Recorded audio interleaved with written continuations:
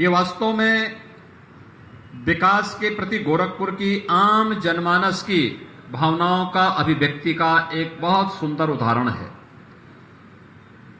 कि लोगों ने उन तमाम प्रकार की नकारात्मकताओं को नकारा है जो लोग जाति के नाम पर, क्षेत्र के नाम पर, भाषा के नाम पर, तमाम अन्य संकीर्णताओं के आधार पर समाज को विभाजित करना चाहते थे, उनको दरकिनार करते हुए राष्ट्रवाद और विकास के नाम पर भारतीय जनता पार्टी को प्रचंड बहुमत के साथ सरकार बनाने के लिए अपना समर्थन किया और भारतीय जनता पार्टी पहली बार, दूसरी बार जो है लगातार दूसरी बार प्रदेश के अंदर अपनी सरकार बनाने में सफल हुई है।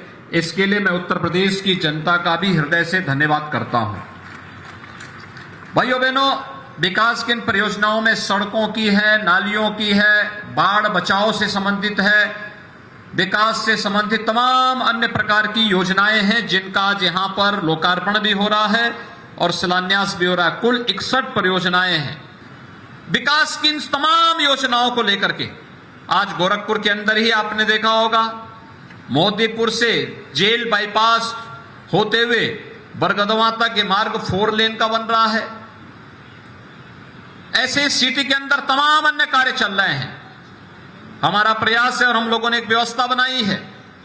एक बरसात के दौरान गोरखपुर महानगर में कहीं भी जल जमाव की समस्या न होने पाए, इसके लिए अभी से प्रयास कर लेना है और इस पर प्रशासन युद्ध स्तर पर जनप्रतिनिधियों के साथ मिलकर के इस कार्यक्रम को आगे बढ़ाने का कार्य कर रही है। आपने देखा होगा गुड़दहवा नाला कभी सफाई नहीं हुआ था, लेकिन आज गुड़दहवा नाला मेडिकल कॉलेज के आगे से लेकर के और रामगढ़ ताल तक कितना साफ हो चुका है, कितना कचरा निकला है वहां से। कभी सफाई नहीं हुआ। अपने समय से सैकड़ों वर्षों से वह नाला जैसे के तैसे था, अतिक्रमण भी उसमें हो गया था, लेकिन अब नाला साफ हो गया है, जल निकासी होगी, आसपास के किसी भी मोहल्ले में जल जमाव नहीं होगा।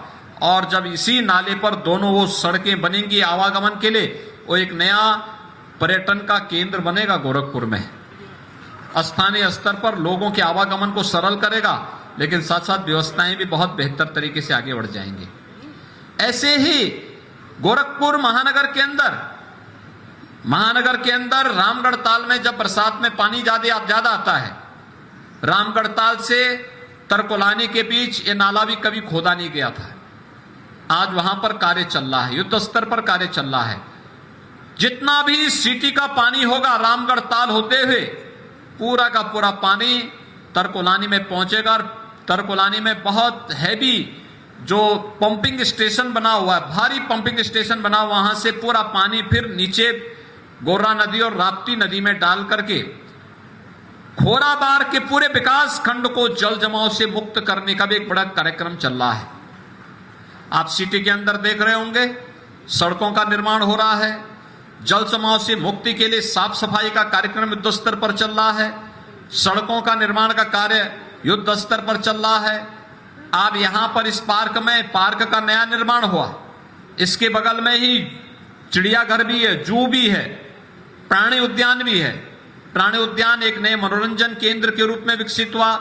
इसके पूरब में रामगढ़ ताल है, एक मनोरंजन और पर्यटन के एक नए केंद्र के रूप में यहां पर ये गोरखपुर के लिए विकसित होता हुआ एक नया क्षेत्र बना है, जहां पर सायकाल हजारों की संख्या में लोग अपने परिवार के साथ आकर के यहां पर इस प्राकृतिक सौंदर्य का आनंद लेकर के अपने आप को विकास की प्रक्रिया के साथ जोड़ने का कार्य कर रहे हैं।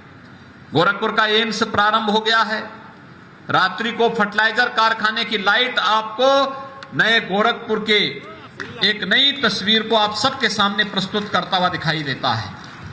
और भाइयों बहनों, यही नहीं, विकास की इस प्रक्रिया के साथ जुड़ने के लिए हम सबको मिलकर के एक अभियान चलाना होगा। मिलकर के किसी भी प्रकार की गोरखपुर जिन कारणों से बदनाम था, आज गोरखपुर उससे मुक्त हो चुका है। आज गोरखपुर की पहचान सबसे तेज विकास की प्रक्रिया के साथ आगे बढ़ते हुए महानगर के रूप में स्थापित हो रही है। और विकास की इस प्रक्रिया के साथ हम सब भी एक साथ जुड़ करके अगर इस कार्यक्रम को आगे बढ़ाने का कार्य करते हैं तो स्वाभाविक रूप से हमारी वर्तमान और भावी पीढ़ी के सामने अपने उज्जवल भविष्य के लिए एक नई तस्वीर उनके सामने प्रस्तुत होती है कि विकास ही एक उज्जवल और मंगलमय भविष्य की गारंटी हो सकती है। और उस विकास के साथ हमें जुड़ना है, गोरखपुर को आगे बढ़ाना है। गोरखपुर विकास की जिस प्रक्रिया के साथ जुड़ा हुआ है, भाइयों बहनों, मैं आज के इस अवसर पर आप सबसे कहना चाहूंगा और सभी जनप्रतिनिधियों से भी कहना चाहूंगा, नियमित रूप से हम लोग जनता की समस्या को सुने। अभी आपने देखा होगा मंत्री समूह आए थे, प्रत्येक जनपद में गए थे, हर कमिश्नरी के लिए 3-3 मंत्री गए थे और उन्होंने उन कमिश्नरियों के अलग अलग जनपदों में कैंप किया। एक एक जनपद में 24-24 घंटे रहे।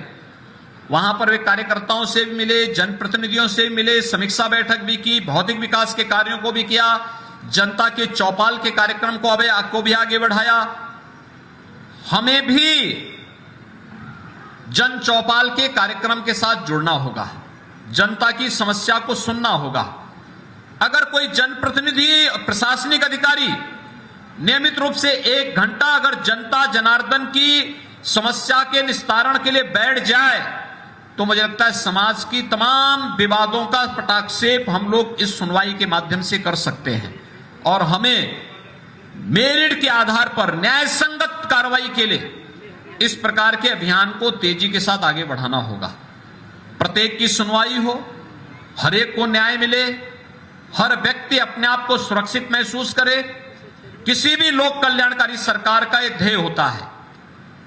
अगर हम विकास के कार्य की तो लंबी चौड़ी बात करें और सुरक्षा की गारंटी न दें और न्याय व्यक्ति को समय से न मिल पाए तो मुझे लगता है उस विकास का उतना मायने नहीं होता है। विकास की प्रक्रिया को आगे बढ़ाने के साथ साथ उस व्यक्ति को न्याय मिलना ही नहीं, दिखना भी चाहिए और साथ साथ उसकी समयबद्ध ढंग से सुनवाई भी हो। यह आज के दिन की सबसे बड़ी आवश्यकता है और हमें इस प्रक्रिया को मिलकर के एक बार फिर से आगे बढ़ाना है।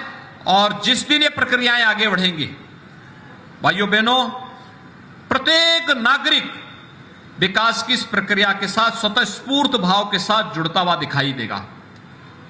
मैंने इसके बारे में पहले ही कहा है कि महीने में 2 बार तहसील दिवस लगे, महीने में 2 बार थाना दिवस का आयोजन हो, इसी प्रकार से महीने में 2 बार विकासखंड स्तर पर भी जन समस्याओं का निस्तारण हो। और अभी इससे भी एक बड़े कार्यक्रम को हम लोग मिशन शक्ति के रूप में लागू करने की कार्रवाई को आगे बढ़ा रहे हैं, जिसमें ग्राम पंचायत से जुड़ी हुई समस्या का समाधान ग्राम पंचायत स्तर पर ही हो सके। इसके लिए इस कार्यक्रम को तेजी के साथ आगे बढ़ाने का कार्य शासन के स्तर पर इसको हम आगे बढ़ाने का कार्य कर रहे हैं।